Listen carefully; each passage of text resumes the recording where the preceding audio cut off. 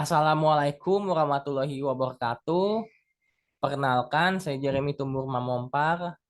Saya mahasiswa Universitas Cyber Asia, program studi Sistem Informasi. Pada video ini, saya akan mempresentasikan tentang etika profesi sebagai seorang web developer. Video ini saya buat untuk memenuhi nilai ujian tengah semester mata kuliah etika profesi Sistem Informasi. Siapa itu web developer? Web developer itu adalah seseorang yang bertugas untuk membangun, mengembangkan, serta memelihara website agar website itu dapat diakses dan dapat digunakan oleh kalayak orang banyak. Kemudian, apa aja yang harus dimiliki oleh seorang web developer? Tentu saja pada dasarnya seorang web developer itu wajib bisa memahami bahasa pemrograman. Bahasa pemrograman yang digunakan dalam web developer itu antara lain HTML, CSS, dan juga JavaScript sebagai front end atau tampilan layar pada website yang dibuka oleh browser. Kemudian selain itu, seorang web developer juga harus bisa memahami tentang backend, yaitu SQL sebagai database dan juga PHP dan yang lainnya sebagai server side website tersebut.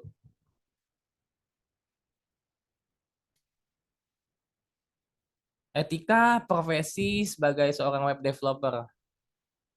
Yang pertama itu tentunya wajib menghormati privasi pengguna agar para pengguna itu datanya tidak tersebar kemana-mana.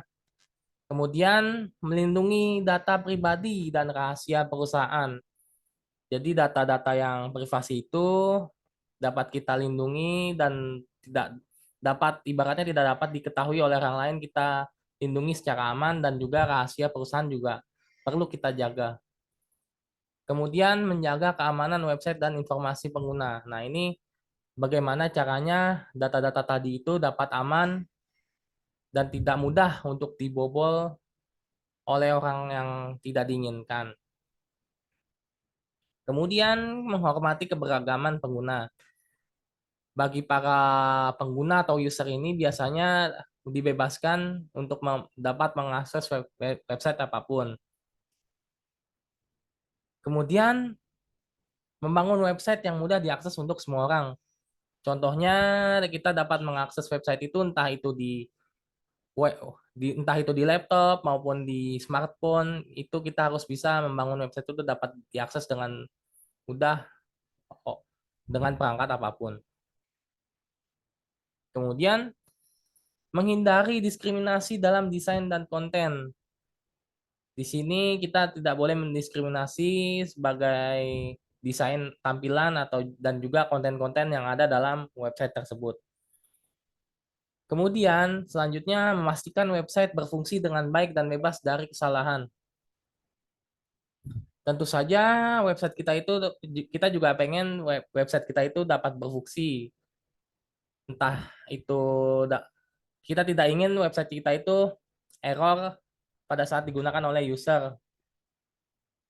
Selanjutnya melakukan pengujian dan debugging secara menyeluruh sebelum peluncuran. Nah, ini sebelum diterbitkan atau dapat diakses oleh orang banyak, website tersebut perlu diuji coba agar website tersebut dapat lancar digunakan oleh khalayak orang banyak.